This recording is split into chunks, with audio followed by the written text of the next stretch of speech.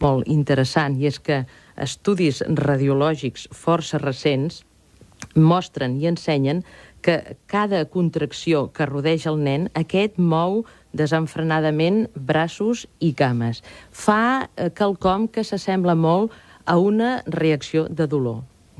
I pot passar que a la fi del naixement ens hàgim trobat alguns, no tots, però, per exemple, amb quelcom molt desagradable, que són 2 braços d'acer, que són els fòrceps, que apresaven el cap i que apresaven aquell crani tan fràgil. També pot ser que ens hàgim trobat, o que es troben ara, més que res, perquè això és una cosa molt moderna, els nens, insert en el seu pericrani un petit electrode de metall que surt del monitor cardíac fetal, que és aquella maquineta que controla el seu ritme cardíac. I si no s'ha trobat amb tot això avui dia la criatura, pot ser que es trobi en una habitació freda, plena de sorolls, descaradament il·luminada per ell, perquè està acostumat a la tamisació de la llum tal com la veu a través de la seva mare, amb un grup de desconeguts que el subjecten, l'exploren, l'estiren i li peguen. Però tot això ens ho explica la psicòloga o realment la ment d'un nen registra totes aquestes sensacions i, per dir-ho d'alguna manera, les arxiva? Sí. La nostra ment ho enregistra tot. Enregistra tota sensació, enregistra tot gest, enregistra tot moviment. Res escapa a l'atenció del nadó. I res va escapar a la nostra atenció, encara que en aquests moments no ens en recordem i ho tinguem ben arxivat en el nostre inconscient. Fins als detalls més insignificants deixen petjades, com dic, a la nostra memòria inconscient. Però després és difícil d'en recordar-nos de tot això? Mira, és molt difícil que espontàniament aquests records apareixin. Quasi ningú no ho pot fer, perquè hi ha una cosa que sabem també en aquests moments, i és que el naixement produeix un efecte amnèsic, i això cada vegada es va creient més que és degut als efectes de la oxitoxina, que és l'hormona principal que té l'organisme femení, destinada precisament a induir les contraccions uterines i la lactància, i que aquesta hormona és secretada per la mare durant el part. Investigacions recents ens han demostrat que l'oxitoxina, com a mínim, provoca en els animals de laboratori amnèsia. Catalunya Ràdio. El Centre Dramàtic presenta en el Teatre Romea La gran il·lusió, l'obra més universal del popular autor italià Edoardo De Filippo. La gran il·lusió al Teatre Romea, amb Joan Montleón, Xés Fortesa, Elisenda Ribas, Alfred Lucchetti, Rafael Anglada, Felip Penya, Assumpta Almirall, entre els 24 actors. Direcció d'Herman Bonin. La gran il·lusió, cada dia al Teatre Romea. Una producció del Centre Dramàtic de la Generalitat de Catalunya amb la col·laboració de Catalunya Ràdio.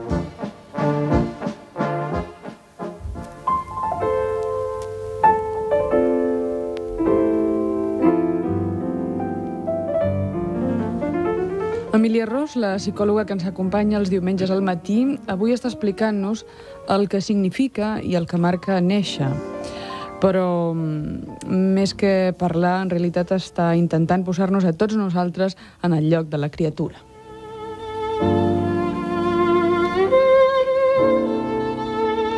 Si voleu participar en la nostra conversa, us volem recordar el telèfon de Catalunya Ràdio, 201 74 74. Recordeu també que cal marcar el prefix 93 si ens escolteu des de les comarques de Tarragona, Lleida o Girona. Potser us podríem fer una pregunta. Les mares, els metges o la societat en general pensen els nadons a l'hora del part? 201 7474 o 93 201 7474.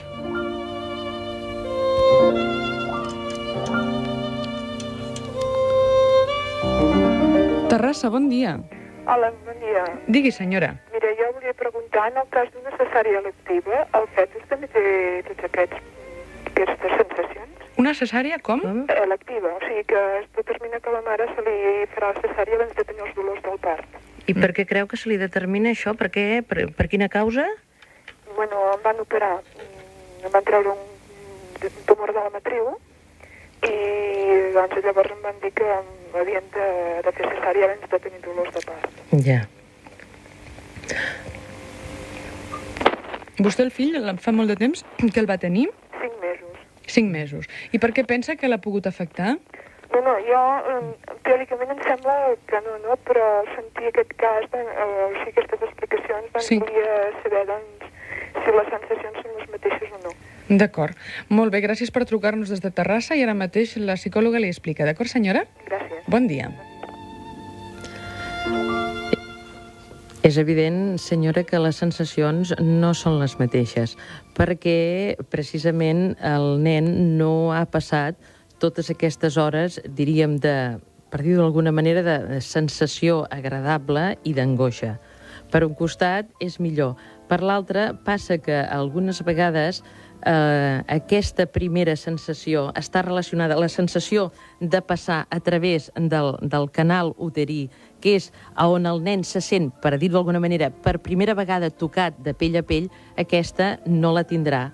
I, en una part, això haurà estat millor per ell perquè no haurà tingut unes certes angoixes, però per l'altra no haurà tingut aquest primer contacte. Ara, això es pot suplir molt bé fent vostè molt de contacte amb ell, tocant-lo molt, doncs, quan el banya, estant molt amb ell, perquè aquesta és la primera sensació que ens dona el contacte amb la pell d'un altre. Ell no la va tenir, però vostè la pot suplir perfectament, doncs, tocant-lo molt.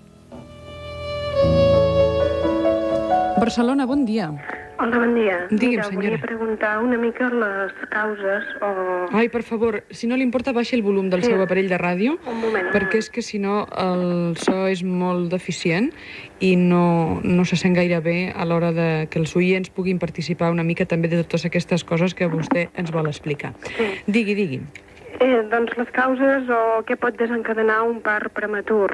Si poden, quin tipus de causes emocionals, penso que... Per la criatura. Sí.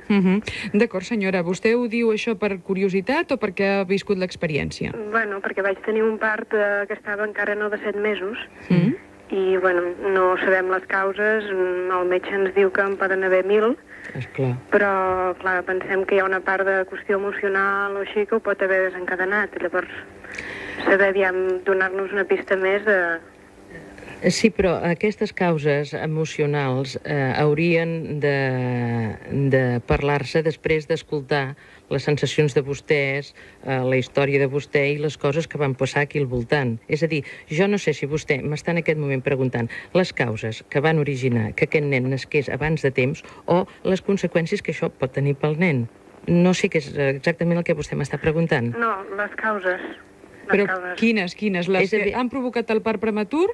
Sí, sí, però quines coses poden fer desencadenar un part abans d'ara? Sí, miri, això i tocant a la història de les persones no es pot mai generalitzar. És molt delicat de generalitzar. En tot cas, el que, cenyint-nos una mica a les qüestions que avui estem parlant, el que sí que pot explicar la psicòloga o donar-nos algun tipus d'orientació sobre les conseqüències que un part de 7 mesos pot desencadenar en una criatura. Això sí que ens ho pot parlar. Ara, l'altra història, vostè va de comprendre que és molt difícil, perquè s'ha de conèixer, com ella deia, la història seva, la de la seva parella, etc. Això fent-se vostè, senyora, potser una psicoteràpia psicoanalítica, al cap de molt de temps, de parlar i d'entrar dintre seu, podria vostè saber les causes que van desencadenar això. Ara, aquí, dir-li d'aquesta manera, sense conèixer-la vostè en la seva història, és impossible. És difícil. De totes maneres, li agraïm molt que ens escolti i intentarem explicar aquesta altra faceta, És a dir, com pot influir en un nen el néixer abans del temps que està previst per biologia, no? Per llei natural.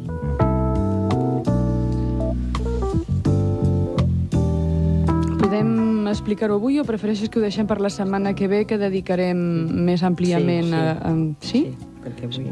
Molt bé. Doncs ho deixem per la setmana que ve, aquesta qüestió, que dedicarem també el programa a tota aquesta qüestió del naixement, explicant casos específics i intentant determinar cadascuna de les circumstàncies i les reaccions psicològiques que provoca posteriorment en les persones. Hi ha més trucades al 201 74 74. Barcelona, bon dia.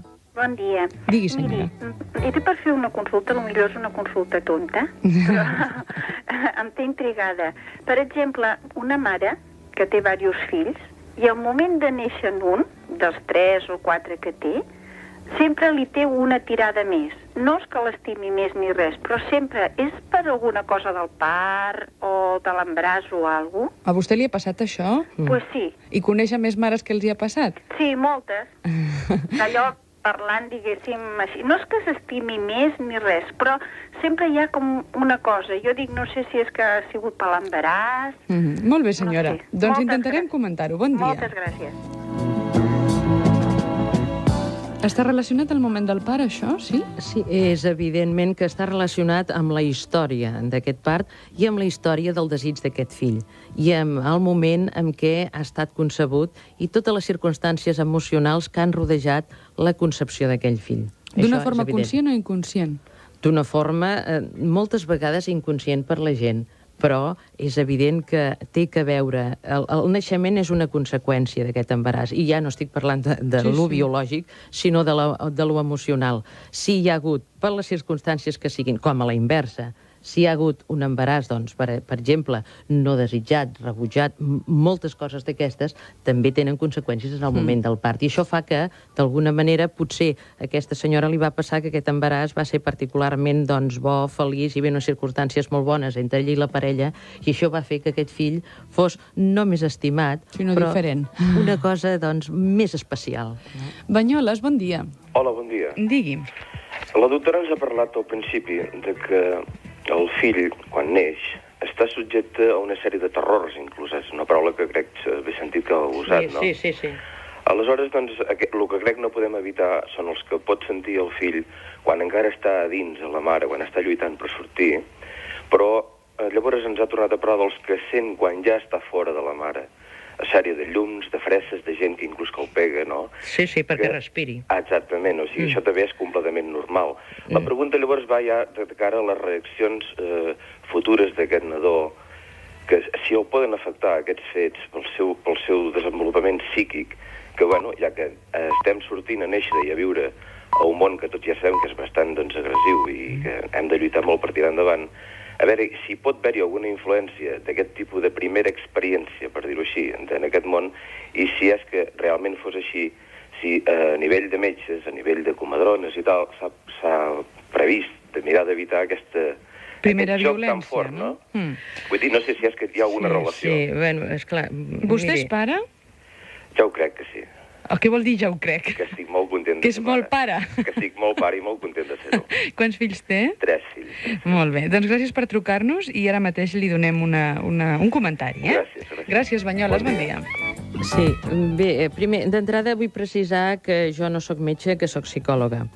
Després, vull dir-li que sí, que realment, que precisament avui de lo que intentem parlar en aquest programa és dels efectes de tot això i que el que s'intenta amb aquest programa i els que anem fent i algun més que si podem fer és d'evitar moltes coses que pels nadons no són bones, com les llums, com el fet, per exemple, de ser pagat. El nen... A veure, per què hi ha aquest costum de que perquè un nen respiri és necessari pagar-li? Si no se li pegués al nen, respiraríem igual, tots nosaltres. No, jo he vist bastantes pel·lícules de naixements pel part sense violència del doctor Le Boyer i en elles el nen, en el moment que neix, en el moment de sortida dintre de la mare, és depositat sobre el ventre de la mare, no se li talla el cordó, se'l deixa bastanta estona i llavors els fa que el pare sigui el que talli el cordó. Aquests nens respiren normalment la mar de bé i no...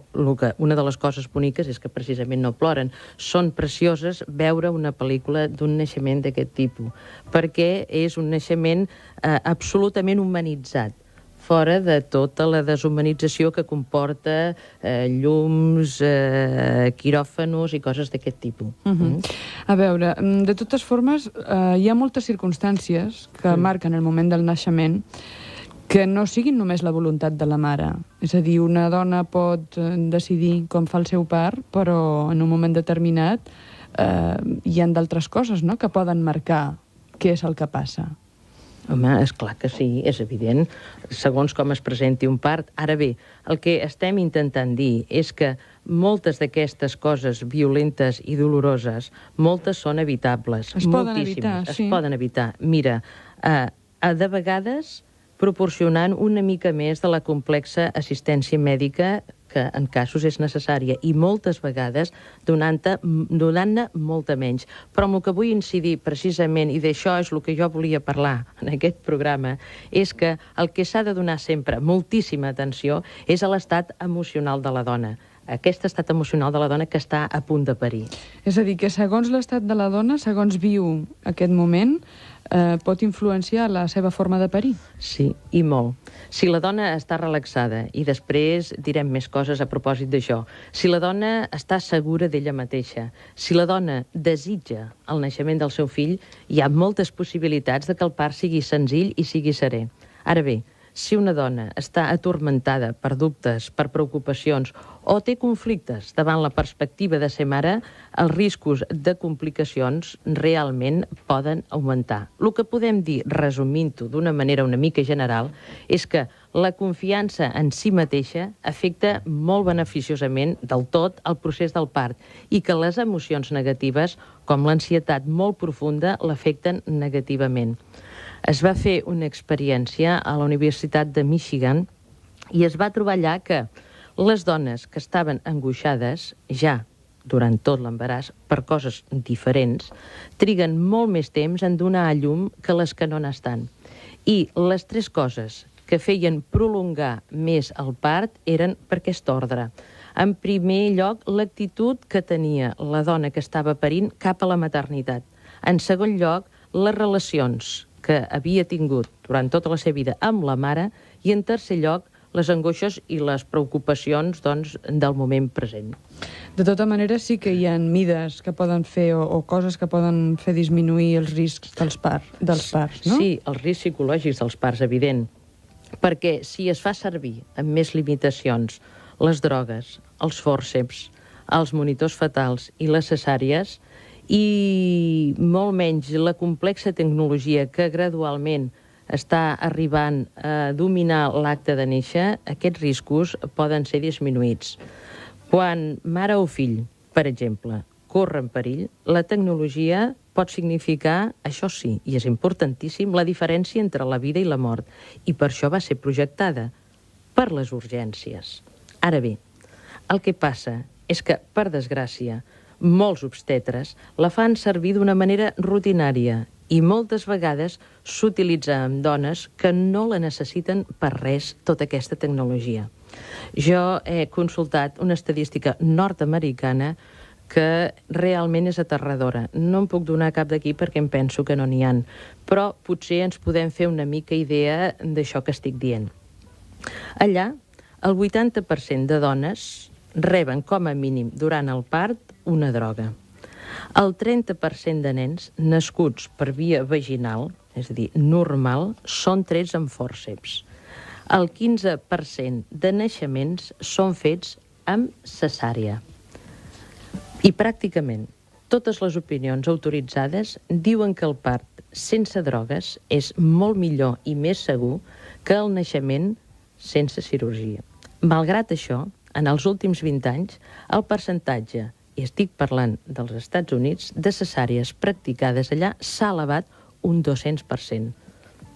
És dir, que a través del monitor fetal, com que es pot veure el ritme cardíac del nen i el ritme respiratori, segons de vegades la pressa que hi ha, es decideix assistir ràpidament i practicar una cesària.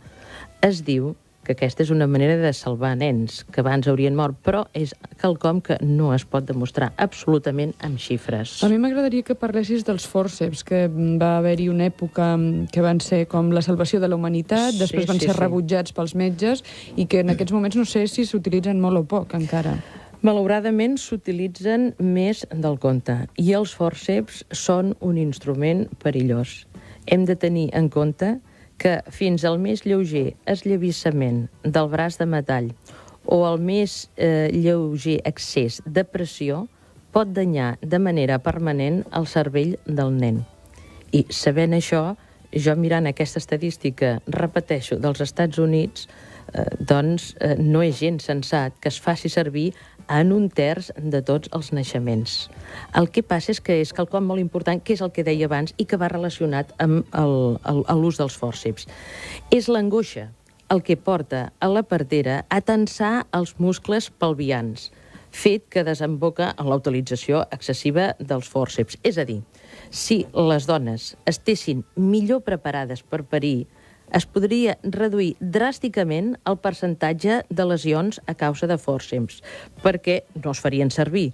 Perquè, a veure, fer servir els fòrceps és una mica com atacar, diríem, el símptoma. Anem a l'arrel de les coses. Què és el que fa que una dona s'angoixi? Què és el que fa que estigui angoixada? El que sigui. Llavors, se l'ha de preparar per això i que no tingui aquesta tensió pelviana. I llavors, eliminant l'angoixa, eliminem la possibilitat de que es posin fòrceps.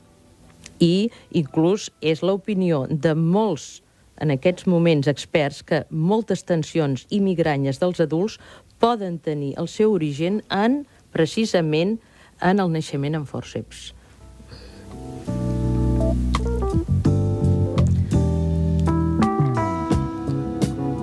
Estem parlant del naixement i estem intentant mirar-nos-ho tot des del punt de vista del nadó, és a dir, el que tots nosaltres hem estat al principi de la nostra vida. Catalunya Ràdio.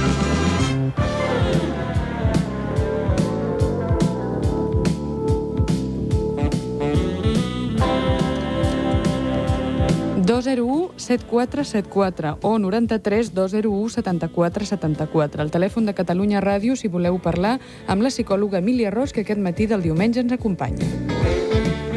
Lleida, bon dia. Bon dia. Digui, senyora, vostè pensa que es pensa en els nadons a l'hora dels parts o només es pensa en les mares? No, jo crec que es pensa molt en els nadons també. Sí? Sobretot, jo vaig fer tècnica per al part, preparació per al part, i vaig pensar moltíssim, Llavors, la meva pregunta, jo fa 8 mesos he tingut una nena, llavors vaig fer les tècniques de respiració, vaig estar 12 hores amb contraccions. Volia preguntar-li a aquesta psicòloga si té alguna cosa a veure, perquè va haver una cosa que em va resultar molt curiós, i és que aleshores la nena, a les hores de néixer, al cap d'un rato feia com les respiracions, i llavors se quedava al final molt tranquil·la i feia com un somriure de molta tranquil·litat, no? Com jo quan acabava de fer les meves respiracions a la contracció. És normal, això? És clar, perquè ella estava profundament identificada i estava fent el mateix treball que vostè. Sí. És que va ser curiós per això, no? Perquè me va xocar bastant. O sigui que vostè guarda un bon record de l'experiència del seu part. Moltíssim. A més, el meu home va estar al meu cantó, me va ajudar moltíssim i va ser preciós, I vull dir, m'agradaria que totes les mares poguessin passar per lo mateix. Vaig tindre 12 hores bastant dolentes, però el resultat va ser preciós. Li agraïm molt la seva trucada, senyora. Moltes gràcies. Bon dia, Lleida. Adéu.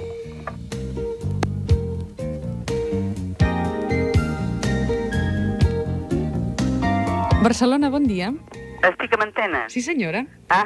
Molt bé. És que és meravellós el que està explicant.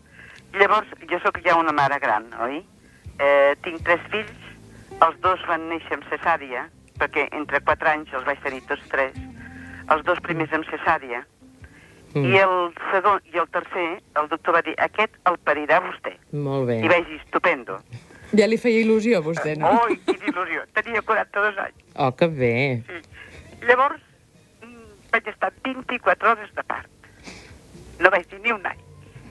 Perquè em feia il·lusió tenir un nadó. I quan el doctor va veure que les pulsacions d'ell ja no podien. Llavors va dir, jo fòrceps no. I va treure l'embentosa. Molt bé. Aquest nen sempre ha estat una mica conflictiu. És meravellós, però té coses de rebel·lió.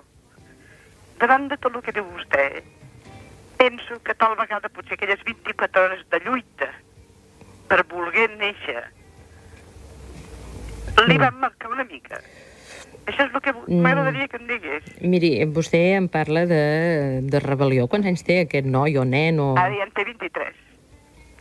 I és dolç, és maco, però és absolut i és una contradicció. Bé, però, no, miri, senyora, 23 anys és una vida ja, diríem, tota feta. En la seva vida poden haver passat moltes coses en relació, doncs, amb el seu ambient, amb la relació amb vostès. Hi ha moltes coses aquí a contar per aquesta rebel·lió. No crec en absolut que aquesta rebel·lió tingui que veure amb el seu naixement, perquè ell va estar amb vostè, per dir-ho d'alguna manera, ajudant-se i lluitant per la seva vida. Al contrari, el naixement per ell va ser bo. Poden haver ocorregut coses després, més tard, que donin motiu a aquesta rebel·lió que vostè en diu. Gràcies, senyora, per trucar-nos. Bon dia.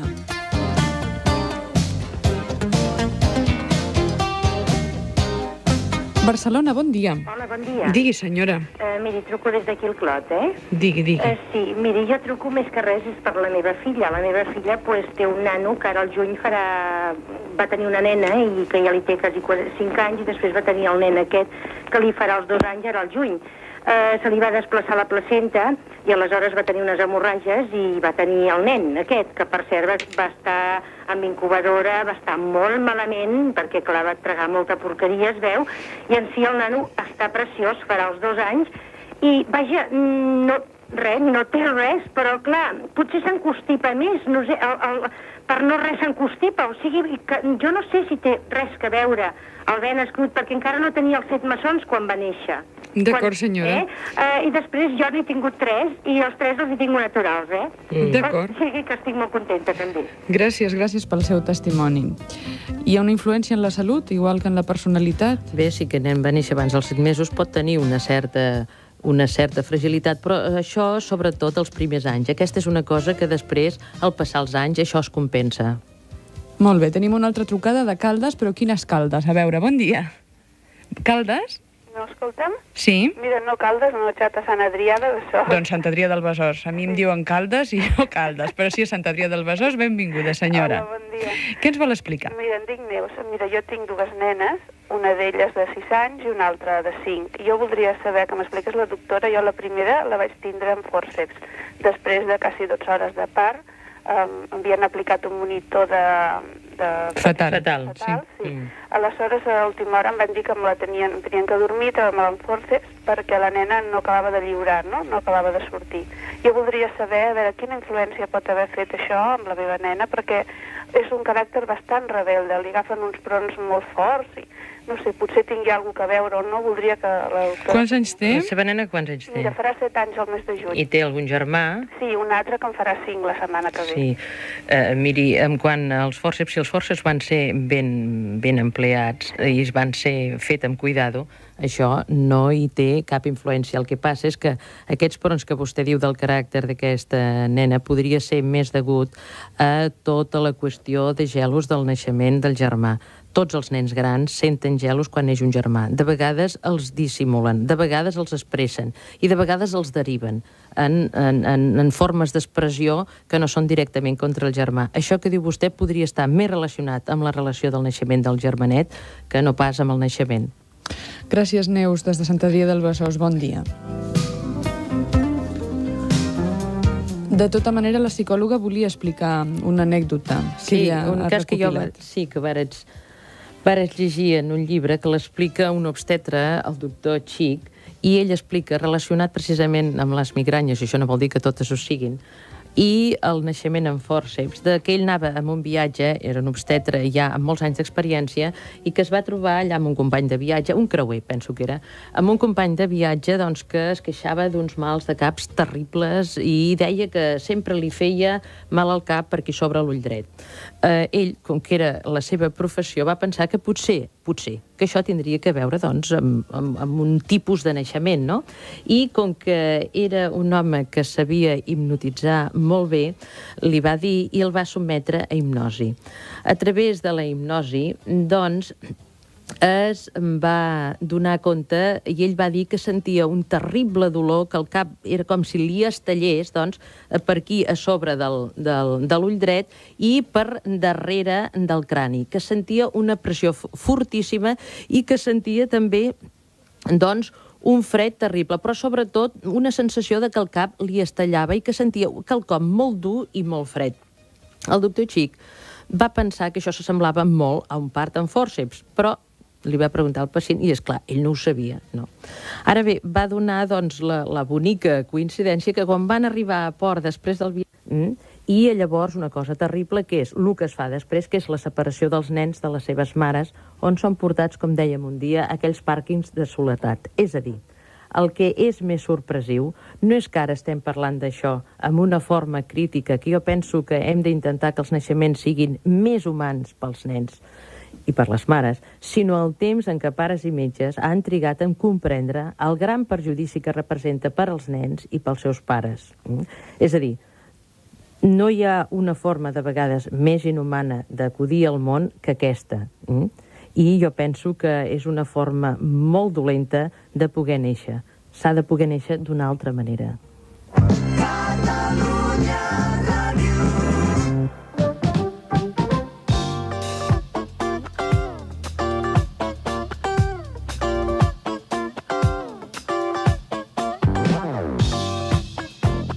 Lleida, bon dia. Hola, bon dia. Digui, senyor. Bueno, miri, abans de res, saludar-vos, bon dia a tothom. Gràcies. I dir que estic anodat, sorprès, de com és que aquesta senyora, aquesta psicòloga, està donant tota aquesta mena d'opinions ginecològiques, quan realment no té cap mena de preparació ni trobo que estigui en absolut autoritzada per parlar d'això. Sembla ser, i gràcies a Déu, menys mal, en aquestes últimes respostes s'ha anat matitzant una miqueta més algunes d'aquelles afirmacions categòriques, moltes vegades aberrants i fora de sentit, que he anat dient al principi. Quan aquesta senyora parlava dels fòrceps o parlava de les cesàries, la senyora poder no s'adonava que en aquest moment pot haver moltes senyores que estan en trans de tindre un nen i que bé, els poden fer un fòrceps, els poden fer una cesària, els poden fer qualsevol cosa d'aquestes, que s'està fent alarmisme per ràdio, cosa que queda molt lluny de la divulgació que s'hauria de fer, això per una banda. Per l'altra banda, hi ha molts punts a tocar, no els tocarem tots, evidentment, però parlant de les migranyes, també m'agradaria saber si aquesta senyora coneix exactament el mecanisme de la migranya, que és extremadament senzill. Està superdemostrat que la migranya és deguda a un procés de vasodilatació o vasoconstricció dels vasos cerebrals, que hi ha moltíssimes causes, que totes elles poden arribar a explicar per què hi ha una migranya i que en absolut, es té que anar a recurrir a que si hi ha hagut un part dolent o hi ha hagut un part bo. I és que per aquesta regla de 3, qualsevol cosa que ens surti malament a la vida pot ser perquè hem tingut un part dolent. I realment no hi ha cap mena, en absolut, de relació entre el part amb fòrceps o sense fòrceps i les migranyes que una persona pugui tindre de gran. Repeteixo, hi ha una sèrie de components bioquímics, d'elements de la nostra sang, en el nostre organisme que justifiquen expressadament i sobradament tots els problemes de les migranyes. Per una altra part... Perdoni, jo li agrairia... No, si no el vaig tallar, només... Escolti'm, per favor. Li volia demanar que com que ja ens ho ha dit un cop que no ens ho repeteixi, perquè és que si no tindrem temps, que sigui breu, per favor. Només li volia dir això, no el volia deixar així. Miri, això de que s'utilitzen els fòrceps per rutina o perquè sí, escolti'm, senyora, per favor, s'utilitzen els fòrceps únic i exclusivament quan s'han d'utilitzar. És com si digués que s'operen les coses per rutina i perquè sí. Entén? Les coses, els metges les fan quan les tenen que fer, quan estan indicades, quan hi ha la indicació mèdica. D'acord? Algun punt més? Em sembla que està... Bueno, no, n'hi ha molts més, però per ara ja està bé. Vostè és metge? Sí, senyora. Quina és la seva especialitat? Reumatologia. D'acord, gràcies, bon dia. Passi-ho bé. Tothom és lliure d'expressar la seva opinió. No sé si la psicòloga vol fer alguna referència a la trucada d'aquest doctor en reumatologia. Sí, miri, jo vull dir-li d'entrada que primer cal escoltar les coses. És a dir, es parla i després es van desenvolupant les idees. Quan un ha escoltat tota la idea desenvolupada per una persona que està parlant, llavors pot opinar. A mi em sembla que, si no d'entrada, té una visió parcial d'allò i pot crear una confusió, com penso que ha creat amb vostè. En quant a la migranya, diu vostè que hi ha coses químiques absolutament demostrades. No hi estic pas en desacord, però resulta que un ser humà és moltes més coses que un aparell químic. Un ser humà és emocions, és impulsos, és sentiments i és química, sí senyor, però som un cos i una psique o un esperit o digui-li vostè el que vulgui, però no som una cosa que només un aparell que toquen un botó i respon a una altra cosa. Si això fos així, em vol dir vostè per què de vegades persones sotmeses a tensions fortíssimes, a estressos extraordinaris, en una nit se'ls hi han tornat, per exemple, els cabells blancs. Què ha passat amb aquella química d'aquell cos?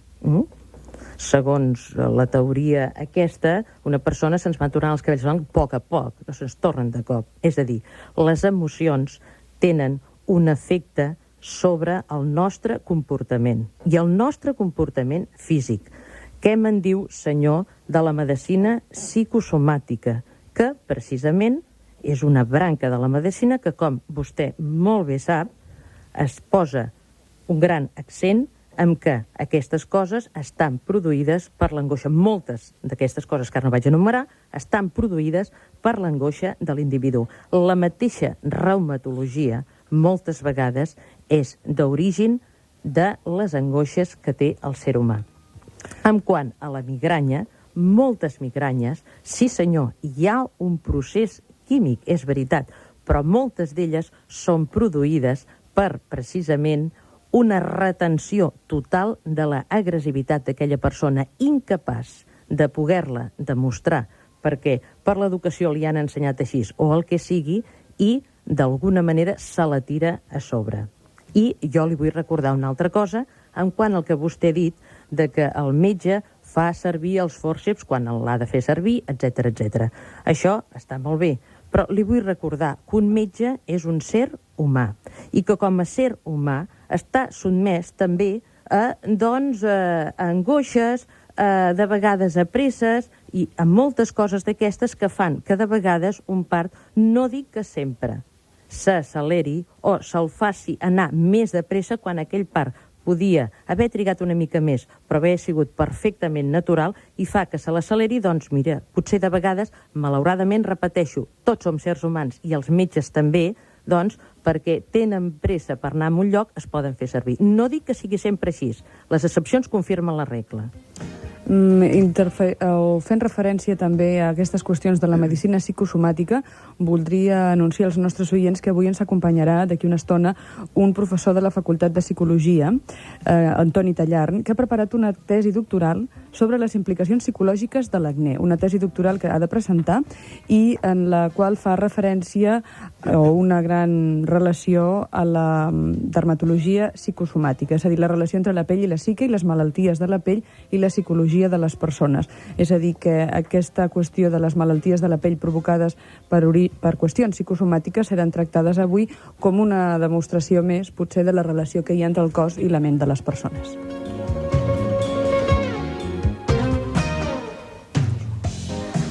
Una cosa breu per acabar i és comentar, Emília Ros, que potser, encara que les mares no vulguin en moments determinats que els seus fills neixin d'una manera concreta, doncs sí que neixen en un escenari d'aquest una mica negatiu per nosaltres, un ambient que tu has estat denunciant avui al llarg del programa. Sí, que de vegades potser és més propi d'una computadora que d'un ser humà. És a dir, no estem propugnant aquí que s'aboleixi el fet de néixer en una clínica, en un lloc rodejat de tots els mitjans tècnics. Sí, però intentem humanitzar més això. Intentem humanitzar. Hi ha una cosa important, i és que el que es fa de la separació després, quan neix el nen, del nen de la mare, amb l'excusa de que la mare descansi. Totes les investigacions psicològiques i mèdiques recents sobre el vincle entre pares i fills ens demostren que això és fals, que el que la mare i el nadó necessiten i desitgen més que res és, en aquells minuts i hores, no és dormir ni menjar, sinó acaronar-se, estar l'un al costat de l'altre, mirar-se i escoltar-se, conèixer-se. Han estat 9 mesos, diríem, sent veïns molt íntims, però sense veure's la cara, sense conèixer. I el que més desitgen i volen els dos és després fer una coneixença molt llarga per començar-se, des d'aquell moment, a estimar com a mare i fill. El pròxim programa, amb la psicòloga Emília Ros, continuarà amb aquesta qüestió. I, a més, convidarem a un psicòleg que ens va trucar en un programa anterior i que ens va comunicar que estava realitzant una experiència d'intentar recopilar tots els sentiments o els records de les persones des del seu primer moment, no? Des del moment i com aquests records tenen una influència a la nostra vida d'adults posterior.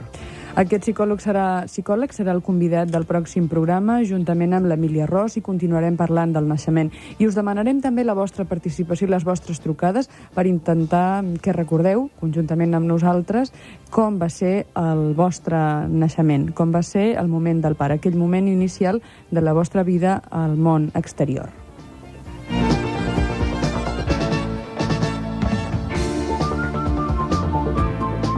Emília Ros, gràcies per haver estat amb nosaltres. Bon dia. Fins la pròxima setmana.